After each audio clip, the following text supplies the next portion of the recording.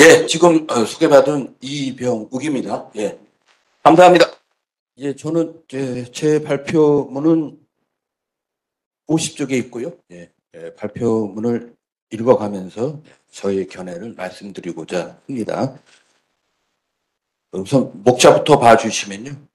예, 2장 보시면 원효의 화쟁 논리와 남북 통일의 문제에 적용함 이렇게 되어 있습니다. 그래서 사실 이 2장 논의가 박성배 선생님이 원효 사상을 연구함에 있어서 큰 업적이 되겠습니다. 그래서 원효의 화쟁 논리를 열반경 종류에서 이제 찾아내시고 뭐 여러 조술이 있지만 그중에 열반경 종류에 초점을 맞추시고요. 그걸 거기서 끝나지 않고 창의적으로 해석을 해서 남북 통일의 문제까지 적용을 했고 형식적으로 볼 때 상당히 타당한 논이다. 저는 그렇게 생각을 했고 이만한 업적을 내기 쉽지 않다. 저는 그렇게 생각을 했습니다.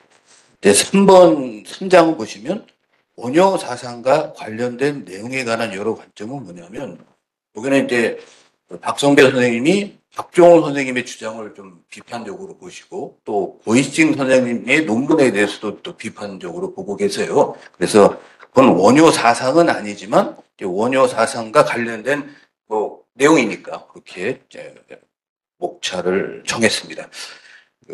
이 부분도 보면은 박종훈 선생님이 주장하신 것 중에 하나가 이제 원효의 사상이 삼농동의 승랑과 법상정계율의 원칙을 종합다라는 측면으로 해석을 하고 계시고 이 부분에 관해서 박성배 선생님은 명확한 문증은 없다 이렇게 좀 반론하고 계셔서 이 부분은 여전히 진행 중인 어떤 문제가 아닌가 생각을 했고요. 또 하나는 이제 고익진 선생님의 주장인데 그것도 대승기신론소의 글에 의거해 볼 때 명확하게 그 고익진 선생님 해석이 검증되지 않는다는 반론이었습니다. 뭐 그 정도의 내용이 되겠습니다. 서론부터 읽어보겠습니다.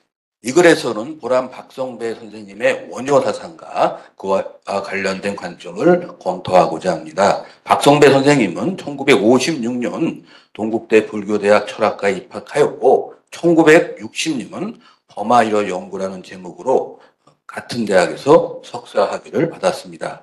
박성배 선생님은 1963년에서 1969년 동국대 불교학과 교수로 재직하시면서 봉은사에서 대학생 수도원을 세우고 지도 교수로 활동하였고 또 해인사에서 성철 스님의 지도로 또 화두를 창구하기도 하셨습니다. 그러니까 이론과 실천을 겸비하신 분 이렇게 저희가 말씀드릴 수 있겠습니다. 그러다가 동국대 교수를 사직하고 호련히 미국으로 건너갔습니다. 박성배 선생님은 1971년까지 텍사스 달라스 남감리교 대학에서 신학을 공부하고 불교만 아니라 신학까지 이제 포괄적으로 공부하신 분이고요. 그 뒤에는 버클리 캘리포니아 주립대학에서 원효의 대승기신론소 연구라는 제목으로 박사학위를 받았습니다.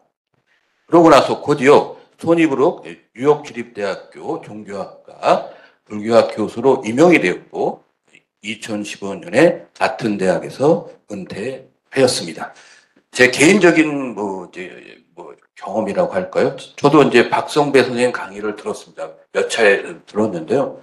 그러니까 미국 대학에서 안식년이 있을 때 동국대에 와서 특강을 하셨고요. 그때 몇 차례 강의를 들었는데 굉장히 강의가 그 당시 한국에선 경험해 보지 못한 강의를 하셨어요. 그러니까 뭐냐면 제일 처음에 느낀 게 굉장히 몸짓이 커서 여기서부터 여기까지 다 돌아다니면서 강의를 하시더라고요. 첫째가. 그래서 굉장히 그게 인상적이었고 그리고 굉장히 솔직하셨어요. 강의가. 또 특강도 몇 차례 들었는데 특강도 굉장히 인상 깊었고 그중에 몇 가지는 제가 강의할 때 지금까지 써먹고 있는 재료입니다. 그 당시에 제가 그 박성배 선생님에 대한 소문이죠. 소문은 이제 여기 지금 소개한 대로 불교학과 교수를 하시다가 뜻한 바가 있어 그만두고 미국에 가서 신학 공부를 하다가 거기에도 문제가 있다고 생각해서 다시 불교 공부를 해서 박정희 정권이 미국에서 한국학과를 세우려고 엄청나게 돈을 많이 썼대요. 근데 미국의 유력한 대학에서는 돈만 받아먹고 한국학과를 안 세워줬는데 박성배 선생님이 미국에서 한국학과를 세운 애국자다. 그렇게 소문이 났고 그런 걸 한번 얼굴 보려고 저도 강의를 여러 번 들었습니다. 예. 나머지 얘기는 다 건너뛰고요. 51쪽 넷째 줄을 보겠습니다. 본격적인 논의에 들어가기 전에 박성배 선생님의 사상에 대해서 간단히 서술하고자 합니다. 박성배 선생님은 채용 논리를 강조하는데 그것이 몸과 몸짓의 부분으로 이어집니다. 몸은 체에 해당하고 몸짓은 용에 해당합니다. 이런 관점에서 박성배 선생님은 흥분하는 사람이 흥분을 체라고 삶은 용이라고 하는 것은 잘못된 것이라고 비판합니다. 삶이 체에 해당하는 것이고 흥분은 용에 해당한다고 박성배 선생님은 강조합니다. 저도 여기에 동의하는데 과연 저의 삶이 체에 해당되고 살고 있는지는 좀 의문입니다. 하지만 이 주장에는 동의합니다. 또 이런 맥락에서 박성배 선생님은 동양의 유교, 도교, 불교의 밑바탕에는 공통된 하나의 체가 있다고 주장하고 서양에서는 그것이 신에 해당한다고 말합니다. 박성배 선생님은 신학에서 말하는 말로 된 신, 이성주의적 신은 죽었고 일반 신자가 정서적으로 받아들이는 미신적인 신도 죽었다고 서양의 신학자 또 알타이저는 주장한다고 하며 나아가 이 알타이저는 공사상에 근거해서 기독교의 신을 설명한다고 합니다. 이런 맥락에서 서양의 신, 공사상에 입각한 신과 동양의 체는 서로 만난다고 박성배 선생님은 주장합니다. 이게 아마 박성배 선생님의 거대 담론이라고 생각을 합니다. 2장으로 가겠습니다. 2장 원효의 화쟁 논리와 남북 통일 문제 적용하 1. 원효의 사상조례에 관한 접근 방법과 태도. 박성배 선생님은 원효의 사상조례를 접근하는 방법과 태도로서 다음에 5가지 사항을 제시합니다. 첫째, 원효의 화쟁 사상은 그의 여러 저술 속에서 여러 형태로 등장하기 때문에 그것을 간추려서 체계화해야 한다는 것입니다. 둘째, 원효의 화쟁 사상에 관한 자료라고 해도 모두 그대로 수용해서는 곤란하다는 것이 박성배 선생님의 생각입니다. 해석학적인 차원에서 그 자료를 수용할 필요가 있다고 역설합니다. 한번 인용문을 보겠습니다. 원효의 화쟁론이 아무리 훌륭하다 할지라도 자료가 지닌 시대적인 제약을 면할 수는 없다. 이 제약을 무시하고 원효의 이론을 그대로 오늘의 현실 문제에 적용하려 해서는 안 된다. 이것은 마치 보약이 좋다니까 환자의 사정은 아랑곳 없이 아무런 조제도 하지 않고 원약 자재 그대로를 마구 퍼먹이는 것과 다를 바가 없다. 음식을 만들 때도 요리사는 먼저 반찬거리를 깨끗이 씻고 먹는 사람의 식성과 소화 능력 등을 고려하여 잘 요리해야 하며 또한 먹는 사람도 삼키기 전에 잘 씹어 치맥과 섞이게 하여 먹어야 한다. 간단한 보약이나 음식 만드는 일도 이렇거늘 힘을며 옛날의 원효 사상을 오늘의 전실 문제에 접목시키려는 일은 더 말해 무엇이겠는가. 이렇게 박성배 선생님 글은 논문이라고 할지라도 상당히 좀 친근하게 쓰려고 노력하셨습니다. 셋째요, 해석자의 자세가 유연하고 융통자제해야 한다고 또 박성배 선생님은 지적합니다. 이 논문은 건너뛰고요. 넷째, 원효에 대한 비신화화 작업입니다. 이는 한국의 모든 고승을 연구할 때 절실히 요청되는 것이지만 원효를 연구할 때도 빠져서는 안 되는 것이기도 합니다. 원효의 화쟁론이 제 아무리 훌륭한 것이라고 해도 그것을 신비화하면 그 현실적 가치는 급속히 감소할 것입니다. 그러니까 이런 표현들이 미국에서 공부하셔서 한국에서는 저희가 뭐 신화한다까지는 아니래도 왠지 그래도 존경하는 마음이 먼저 앞서는 건 어쩔 수 없는데요. 예, 그래서 감히 비신화까지는 이게 대놓고 말하지 못하는데, 미국에서 공부하신 분이라 저도 저희하고는 굉장히 좀 명료하게 비신화라고 말씀하고 있는 걸로 저는 이해했습니다. 다섯째요. 눈에 보이지 않는 자료에 관한 것입니다. 박성배 선생님은 앞에서 설명한 체형 논리를 빌려서 원효의 삶은 체에 해당하고 원효의 학문은 용에 해당한다고 합니다. 이 체형 논리가 동양 철학에서 가장 보편적이고 가장 중요한 논리 형식이라고 박성배 선생님은 주장합니다. 그래서 원효의 삶이 체형 논리에서 볼 때 체에 해당하는 것이고 이처럼 눈에 보이지 않는 곧 체에 해당하는 원효의 삶에 주목해야 한다고 주장합니다. 나아가 박성배 선생님은 이러한 체형 논리의 근거에서 원효의 화생 논리와 무예행을 연결시키고자 합니다. 원효는 무예가를 부르면서 신라의 저작거리를 춤추고 돌아다녔다고 합니다. 이와 같이 무예가에 얽힌 원효의 이야기는 학문적 이론에 해당하지는 않습니다. 그렇지만 체형 논리에서 보자면 원효의 삶에서 보여준 무예가 그의 학문으로 나타난 화생가상은 논리에서 볼 수 없다. 이것도 체형 논리에 근거한 박성배 선생님의 창의적 관점이라고 저는 이해했습니다. 이 원효의 화생 논리를 제시하고 박성배 선생님은 원효의 화생 논리를 열반경 종요에서 찾아냅니다. 그것은 불성에 관한 여러 주장이 모두 맞기도 하고 대시 모두 틀리다. 대비라고 하는 것입니다. 불성에 관한 여러 주장이 모두 틀리다는 것은 이 개개의 설명이 완전하지 못하기 때문이고 또 불성에 관한 여러 주장이 모두 맞다는 것은 이 개개의 설명이 일면적 진리성을 가지고 있기 때문입니다. 또 박성배 선생님은 열반경 종요에 의거해서 불성을 일심의 관점에서 보면 모든 스승이 모두 틀렸다. 그래서 불연이다 이렇게 말할 수 있고요. 불성을 현상의 관점에서 보면 모두 맞는다. 비불연이라고 말합니다. 나아가 박성배 선생님은 모두 틀렸다는 주장은 무도자의 비타협적 자세로 연결된다고 하고 모두 맞는다는 주장은 관용의 정신과 자비의 정신이 드러나는 것이라고 해석합니다. 이 대목은 원전에는 없고 박성배 선생님의 어떤 창의적 해석이라고 볼 수 있습니다. 먼저 박성배 선생님이 제시하는 원효의 화생 논리는 열반경 중의 다음의 구절입니다. 한번 읽어보겠습니다. 이 모든 스승의 주장은 모두 맞고 모두 틀렸다. 대시, 개비요. 이 주장을 많이 강조하시는 선생님이 또 김영일 선생님이십니다. 제 동료하고 계시는. 그 이유는 불성은 그런 것도 아니고 그렇지 않은 것도 아니기 때문이다. 불성이 그런 것이 아니기 때문에 모든 주장이 모두 틀리다. 불성이 그렇지 않은 것도 아니기 때문에 모든 여러 주장이 의미가 다 맞는 것이다.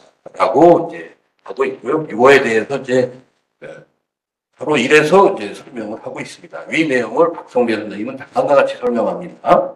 열반경 종요에 시각장애인이 코끼리를 설명하는 내용이 제시됩니다. 시각장애인이 코끼리에 대해 설명하는 것이 각각 다르지만 한편에서 보자면 시각장애인이 말하는 것이 코끼리와 다른 것도 아닙니다.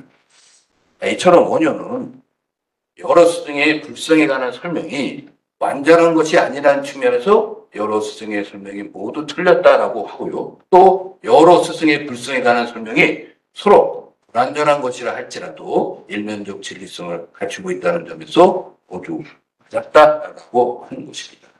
그 다음에 하고 2로 가겠습니다. 또 박성배 선생님은 그런 것도 아니고 그렇지 않은 것도 아니다. 비연, 불연, 비불연 이런 말 많이 쓰는데요. 그걸 이제 다음에 열반경 종요에 주목해서 회의하고 있습니다. 인용문은 건너뛰고요. 54쪽이 되겠네요. 그래서 이 인용문의 내용은 불성을 일심의 관점으로 보고 또 현상의 관점으로 보는 건데요. 일심의 관점에서 보면 다 틀렸고요. 현상의 관점에서는 다 용납이 된다. 뭐 이제 설명을 한 겁니다. 페이지 넘겨서 하고 3으로 가겠습니다. 54쪽 세 번째 나는요. 원효가 화생 논리로서 제시하는 모두 맞고 모두 틀렸다라는 것은 단순히 논리적 영역에 속하는 것이 아니라고 박성배 선생님은 지적합니다. 이는 도리를 추구하는 구도자의 비타협적 자세와 연결되는 것이기도 하며 도를 닦는 구도자의 세상 사람을 대하는 부러운 태도와도 관련되는 것입니다.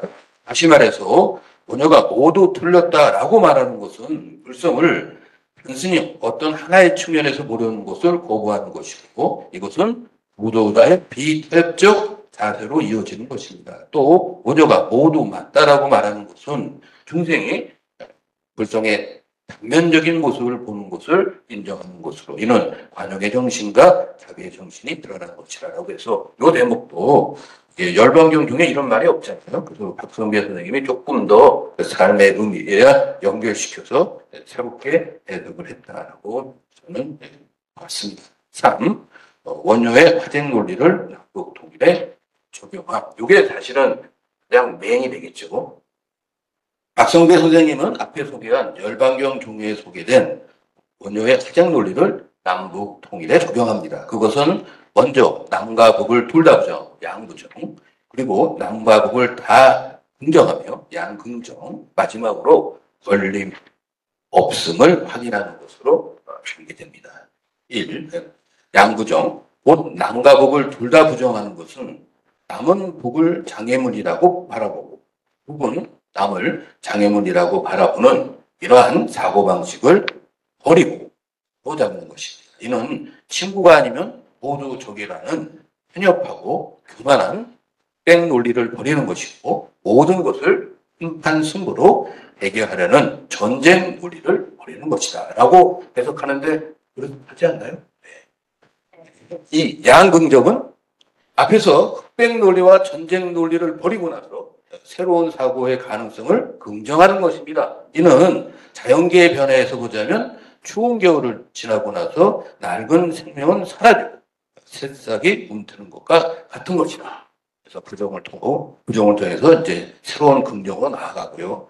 3입니다. 이와 같이 양부정과 양긍정을 할 수 있는 사람은 눈 뜬 사람일 뿐이라고 박성배 선생님은 주장합니다. 이러한 사람이라야 양부정과 양긍정을 성공적으로 할 수 있고 마침내 걸림없는 부의 길을 실현할 수 있습니다. 박성배 선생님은 이와 같은 눈 뜬 사람을 한국에서는 키우지도 않았고 설사 있다고 해도 용납하지 않았다고 하면서 남북 대결의 병통을 치료하고자 한다면 눈 뜬 사람을 키우고 용납해야 한다고 했습니다. 그리고 가로사는 눈 뜬 사람에 대해서 시각장애인이 코끼리를 말하면서 서로 시비가 생긴 경우를 예로 들면서 좀 더 자세히 설명하고 있는데 아마 주정부대 저한테 시간이 없을 테니까요. 한번 띄겠습니다. 인용문 다음입니다. 이와 같은 눈 뜬 사람에 관한 박성배 선생님의 주장은 오리엔탈리즘의 저자로 알려진 에드워드 사이드가 말하는 지식인의 삶과 비슷한 맥락입니다. 사이드에 따르면 지성인은 경직된 도구마와 정통파 논리를 생산하고 지키는 역할을 하는 것이 아니고 이러한 것에 도전하는 역할을 합니다. 사이드는 지성인의 삶을 유배의 삶에 비유합니다. 유배된 사람은 추방당한 과거의 땅과 오늘에 던져진 현재의 땅을 함께 바라볼 수 있습니다. 그래서 어느 한쪽에만 기울지 않고 두 쪽을 모두 볼 수 있는 사람이 지성인이라는 것입니다. 따라서 지성인은 아마 더 보편적인 시각을 얻을 수 있을 것이라고 사이드는 주장합니다. 이러한 맥락에서 박성배 선생님은 코끼리 전체를 바라본 눈 뜬 사람이라고 말한 것으로 저는 이해를 했습니다. 자, 사이비 화쟁 추구자에 대한 비판은 양부정과 양긍정을 한다고 해도 사이비가 있다는 겁니다. 양부정은 뭐냐? 싸움에 내막도 잘 모르면서 둘 다 싸우니까 틀렸다. 이것도 문제가 있고요. 양긍정은 맥락도 잘 모르면서 그냥 둘 다 옳다. 양쪽의 중점을 그냥 피상적으로만 말하는 것도 문제가 있다. 맥락을 정확히 알고 부정하고 그리고 긍정을 해야지. 맥락을 잘 모르면서 내용을 잘 모르면서 양부정, 양긍정 한다고 해서 그게 진정한 의미의 화쟁은 아니다라고 또 보완까지 하고 계십니다. 제가 얼마나 남았나요? 이제부터 날라가겠습니다. 예. 3. 원효 사상과 관련된 내용에 관한 여러 관점. 1. 박정홍 선생님의 원효 이해에 대한 비판. 박성배 선생님은 박정홍 선생님이 원효의 대승기신론 별개에서 중간학파와 유식학파보다 대승기신론이 더 뛰어나다고 말한 부분에 근거해서 그것을 중국의 중간학파에 해당하는 선론종의 승량의 사상, 중국의 유식학파에 해당하는 법상정 계열의 원칙의 사상과 연결시키는 것에 대해서 비판을 합니다. 가로 1입니다. 원효의 대승기신론 별개에서는 대승기신론이 중간학파의 중론과 11운동 등보다 뛰어나고 유식학파의 유화론과 속대승론 등보다 뛰어나다는 내용을 주장합니다. 그거 인용문이 있습니다. 예, 그냥 뭐 시간이 없는 건 다 아시니까요. 인용문으로 띄고요. 위 인용문 57쪽이 되겠네. 두 번째 달라. 위 인용문의 내용에 근거해서 박정홍 선생님은 원효가 승론종의 승량의 사상과 법상정 계열의 원칙의 사상을 종합했다고 주장합니다. 이건 중요하니까 읽어보겠습니다. 승량의 선론종이 중론, 12문론 등에 입각한 것이라면 원칙의 유식사상은 해심일경을 비롯하여 유가론이나 소대승론의 사상계통에 가까운 것이라고 할 수 있습니다. 이로써 미뤄볼 때 원효는 승론과 유식의 사상을 그의 화쟁의 논리로서 지향한 것, 다시 말하면 승량과 원칙의 사상을 보다 기원한 근본적이며 전체적인 입장에서 화합시킴으로써 장차 전개해야 할 한국대로 나아가 전 불교 사상의 올바른 방향을 명시한 것이다 라고 이렇게 해석을 했는데, 지금 소개해드린 대승기신론소의 그 내용에 승량과 원칙이 명시되어 있지는 않지 않습니까? 이거를 이제 박성배 선생님은 비판을 하고 계십니다. 분명히 이제 여기에 승량이란 말은 없고 원칙이란 말은 없잖아요.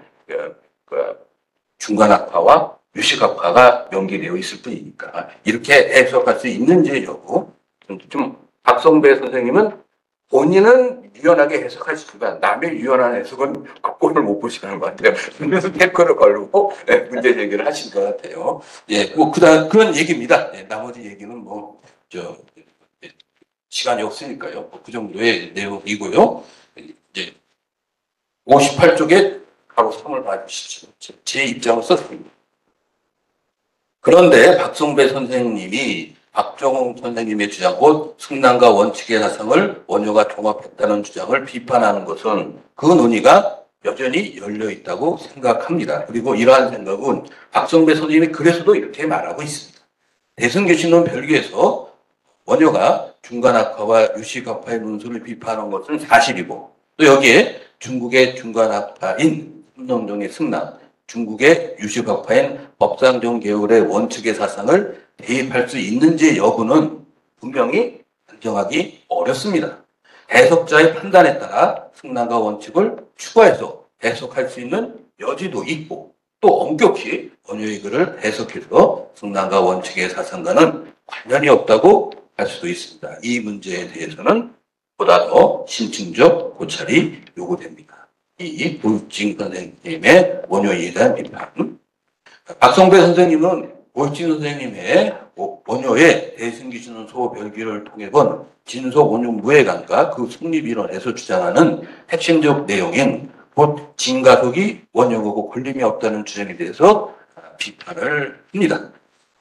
그게 이제 바로 이를 보면 저는 읽지는 않겠습니다만 이런 주장을 하고 있고요. 그래서 진제와 속죄의 영역이 권림이 없고 원효하다라고 해석을 하는데, 근데 그 주장은 대승기신론소의 정체문에 근거한 것입니다.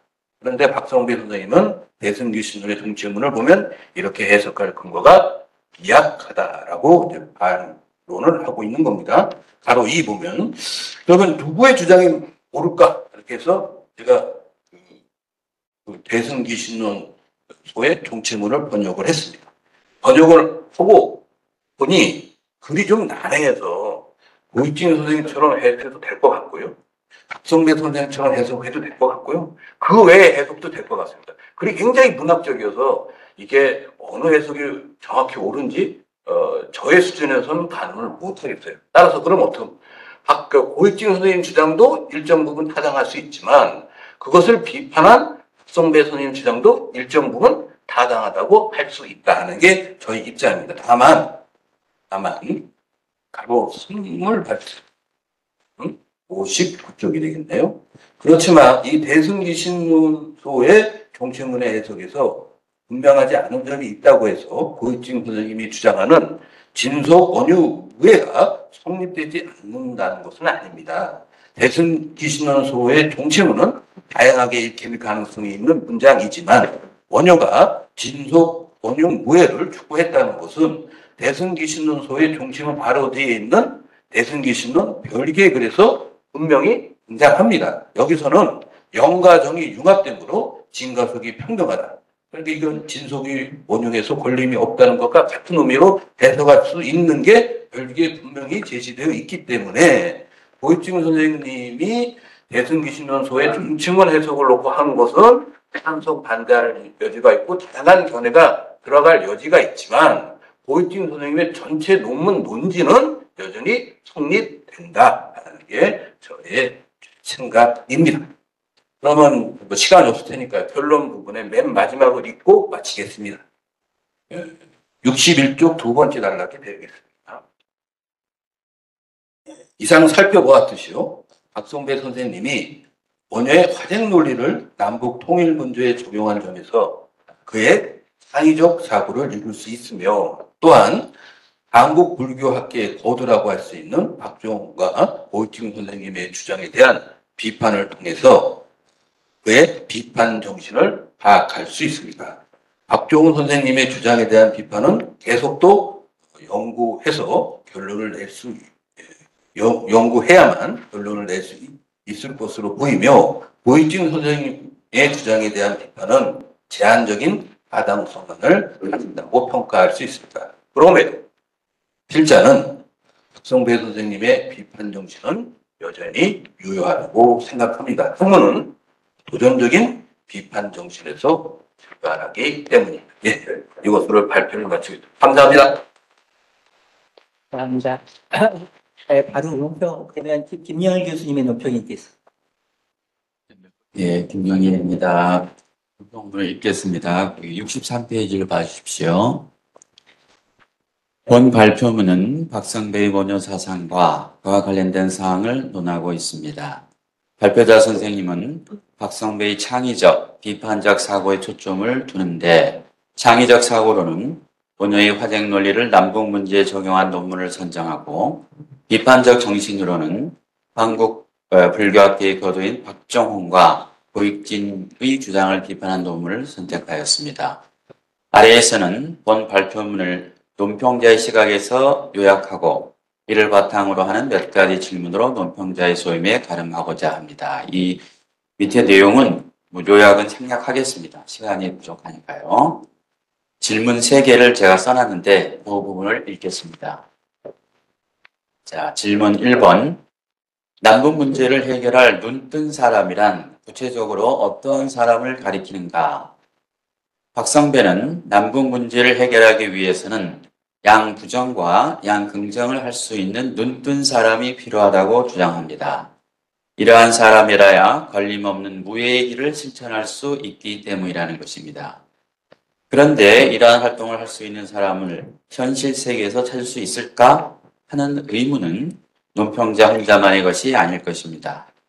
불교의 심오한 이치를 논하는 원효의 화쟁론을 남북 문제라는 냉엄한 현실 문제에 적용하는 것이 맞는지 주저되기 때문입니다. 이 점과 관련해서 발표자 선생님의 의견에 눈길이 갑니다. 사이드는 지성인의 삶을 유배에 비유하였는데 유배된 사람은 추방당한 과거의 땅과 오늘의 전제의 현재의 땅을 함께 바라볼 수 있다고 하였습니다. 즉 지성인이란 어느 한쪽에 기울지 않고 두 쪽을 모두 볼 수 있는 사람을 말하는데 이러한 보편적 시각을 가진 사람이 바로 박성배가 말하는 눈뜬 사람이라고 해석하였습니다. 매우 공감되는 의견입니다. 좀 더 구현해 주시길 부탁드립니다. 질문 2. 학문의 세계에서 과감한 해석과 엄격한 세계 중에 엄격한 해석 중에 무엇이 좀 더 중요한가? 박성배가 박종홍의 주장을 비판한 점에 대해서 발표자 선생님은 판단을 유보한다고 하면서도 박종홍은 과감한 해석을 한 것이고 박성배는 엄격한 해석을 추구하였다 하는 입장을 제시하였습니다. 이 장면에서 원효가 서로 상충되는 의견에 대해서 두 가지의 관점을 제시하여 각각의 관점에서 보면 모두 옳다 하는 판단을 내리면서 화장하는 장면이 떠올랐습니다. 원효처럼 양서를 화장하는 발표자 선생님의 의견이 매우 합리적이라는 생각이 들었습니다. 여기에서 박성배와 박종홍의 주장 중에서 누구의 주장이 옳은가 하는 제시된 논의와 직접 관련은 없지만 논평자에게 한 가지 의문이 들었습니다. 학문을 하는 데 있어서 과감한 해석과 엄격한 해석 중에 과연 무엇이 좀 더 중요한지에 대한 것입니다. 사실 이 문제는 연구자라면 누구나 쉽게 겪는 일이라고 할 수가 있습니다. 발표자 선생님처럼 오랫동안 동아시아 불교를 깊이 연구하신 분은 이 점에 대해서 어떠한 견해를 가지고 계신지 궁금합니다. 질문 3. 박생보의 이 주장이나 비판 중에서 추가적으로 지적할 만한 문제점은 더 있는가?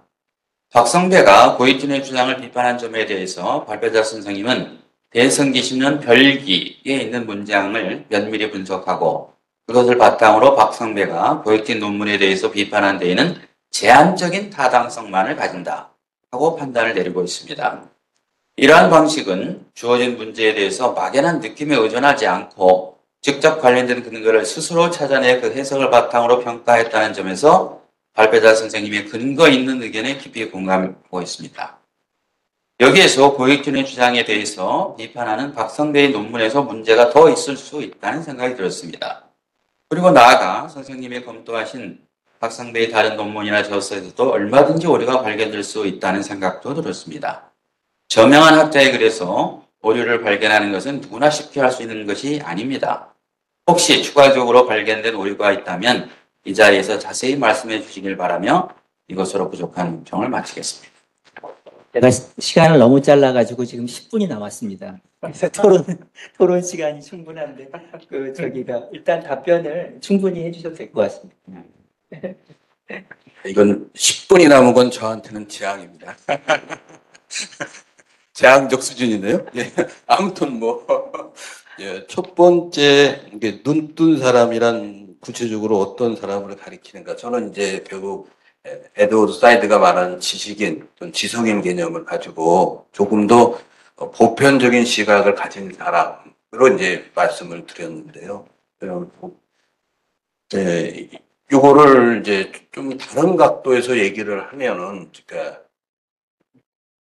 자기 전공에 관한 지식은 충분히 아주 전문적으로 갖고 있지만, 그럼에도 불구하고 다른 여러 분야에 대해서도 또 총괄적인 지식을 갖고 있는 그런 분도 저희가 지식인이라고 할 수 있고요. 저희 불교 학자 같으면 불교에 대한 지식은 충분히 갖고 있잖아요. 근데 다른 종교에 대한 이해가 부족하다 그러면 여기서 말하는 지성인의 개념에는 못 들어갈 것 같습니다. 저는 그렇게 생각을 합니다. 좀 더 보편적인 지식도 두루 가지려고 노력하는 것이 지성인의 태도고, 그럴 때 보다 더 열려있고 더 공정한 시각이 담보될 수 있을 거라고 생각합니다. 불교의 관점에서 말씀을 드리면 신, 해, 행, 증으로 이어지잖아요. 그래서 이거를 저는 그냥 가장 쉽게 학부 강의를 할 때는 그냥 범보의 단계, 현인의 단계, 성인의 단계, 부처의 단계, 요 네 단계로 나눠서 말하는데, 여기서 말한 눈뜬 사람은 저는 성인이라고까지 올려세우고 싶지는 않아요. 그건 채용을 해야 되는 거니까 그 정도는 아니라도 현인으로서 불교 교학을 어느 정도 공부하고 그리고 열린 시각과 균형적인 감각이 있는 사람이면 눈뜬 사람이라고 해석해도 좋지 않을까. 박성배 선생님의 주장은 잘 모르겠고요. 그걸 읽고 저는 그렇게 해석하고자 했습니다. 예. 두 번째, 이제 과감한 해석과 엄격한 해석 중에서 무엇이 더 중요한가? 이게 진짜 어려운 질문이시고요. 근데 저는 이제 한국 불교 학계만 가지고 얘기를 하겠습니다. 그러면 저희는 좀 과감한 해석이 좀 인색한 분위기가 있습니다. 뭐 새로운 주장을 하면 그것도 모르고 질문을 한다든가 해석을 한다든가 뭐 이런 식으로 얘기를 하기 때문에 저희 불교 학계에서는 조금 더 과감한 해석에 대해서는 좀 열려 있고 진지하게 들어줄 자세가 필요하다라고 생각합니다. 만약에 그런 해석이 여러 개가 제기된다면 그에 대해서 우리가 좀 진단을 내려야 되고 검증을 할 필요가 있잖아요. 검증하기 위해서 엄격한 해석도 요구된다고 합니다. 그 둘이 이렇게 나란히 이렇게 나열돼서 서로가 비교할 때 불교학계가 발전하지 않을까 이렇게 생각을 합니다.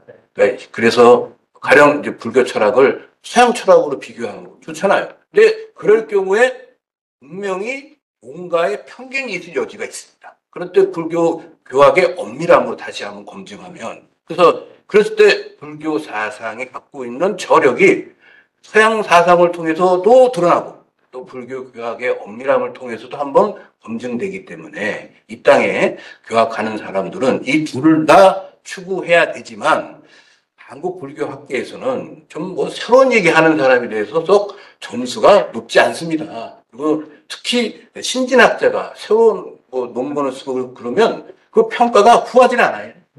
그런 면에서 좀 더 신진학자들이 새로운 얘기를 해도 좀 떠와 듣고 뭐 주류 견해하고 달라도 그래도 경청해서 듣고 논문을 좀 게재해주고 이런 분위기가 우리 학계에 형성이 된 다음에 그 다음에 좀 더 엄격한 해석을 들이대는 그런 풍토가 됐으면 좋겠는데 좀 아쉽습니다. 세 번째요.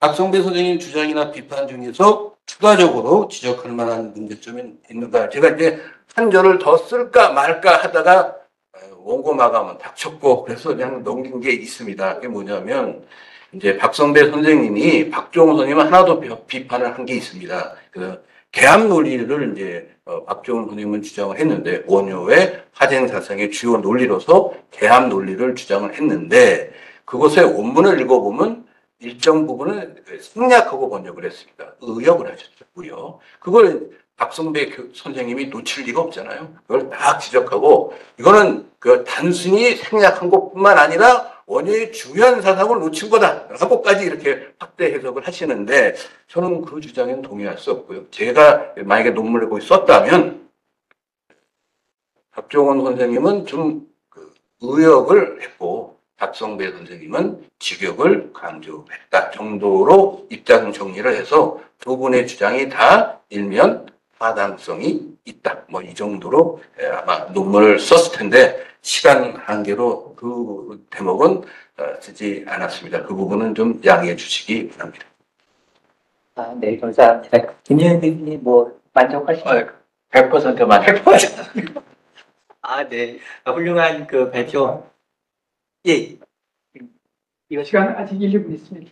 충분합니다. 5분 남았습니다. 5분. 네. 제가 나중에 그 마지막 종합 토론 시간은 있을 것 같지가 않아서 네. 이제 한 가지 코멘트 이제 질문도 뭐 마이크 쓰십시오. 박수배 선생님하고 좀 내리지가 없습니다. 2005년에 박수배 선생님 출신으로 스토리북 1년 동안 교환 교수가 됐으니까 그 이후에 아주 그전부터 인연이 깊은데 이제 그 남북 문제에 있어서 제가 이제 박수배 선생님 하신 말씀이 남쪽 북쪽이 2000번이나 글을 쓰셨군요. 그 포일 문제에 관해서 글을 쓰신 거 보면 한편으로는 이제 남북이 전쟁하느냐 그런 점 이해를 해요.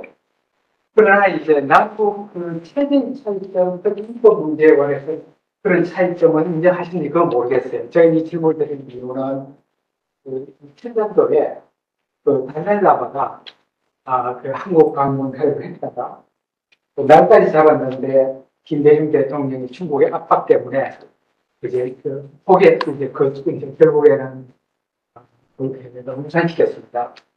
그런데 달라이라마 그 당시에 중국과 한국 방문하자는 이런 날까지 이제 받았기 때문에 한국 현대사를 공부를 좀 했어요.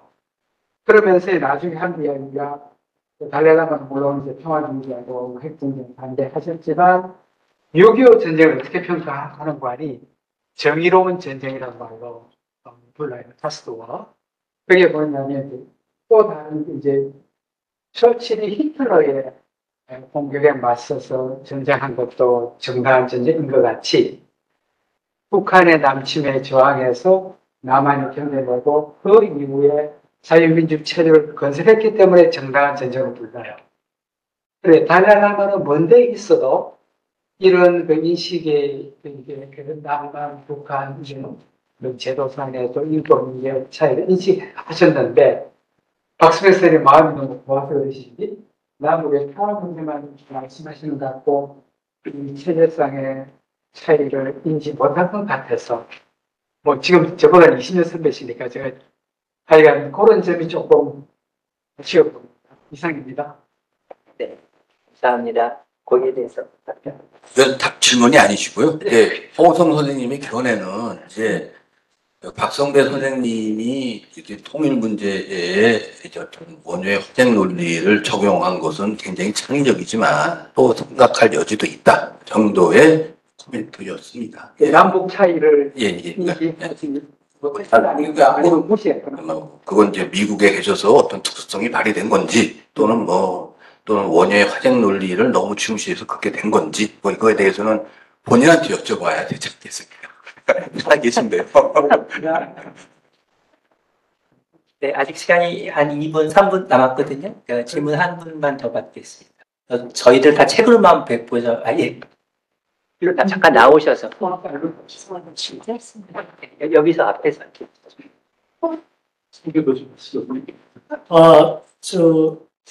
약간 엉뚱한 질문일지 모르겠는데, 저는 박성배 선생님 자체의 삶과 사상에 조금 관심이 가네요.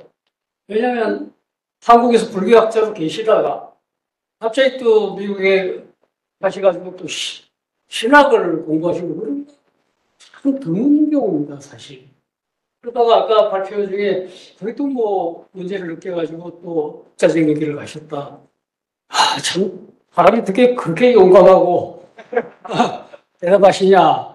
그런데 그분이 원효의 화쟁 사상에도 관심이 많으셨고 그랬으니까 그러면 자기 자신의 그런 어떤 사상적인 편력이랄까 어떤 모험적인 그 여정 그거 또는 거기서 그때마다 가졌던 그런 사상들 그걸 어떻게 스스로 화쟁을 하시는지 좀 궁금하네요.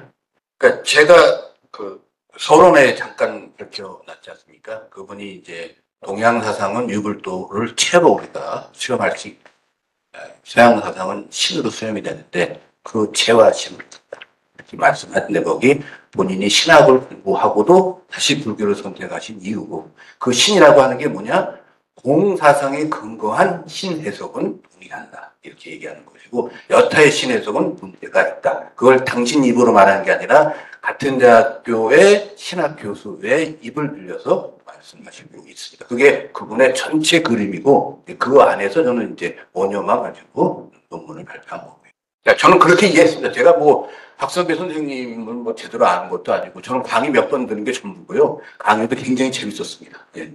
제 생각은 뭐 공부하다가 신에 대해서 이제 서양에서 말하는 실체 개념의 핵심이 되는 신 개념을 궁금해서 공부하러 가신 건 용기 있는 행동이 아닌가 생각이 듭니다. 어떻게 보면 고메지 선생님 같은 경우도 불교학자로서 명성을 날리면서 막 좋은 놈을 막 쓰시다가 주옥 같은 놈을 쓰시다가 갑자기 심리학과 박사과정을 들어가셔가지고 5년 동안 심리학과 박사 했잖아요. 뭐 그런 식으로 생각하면 될 것 같습니다.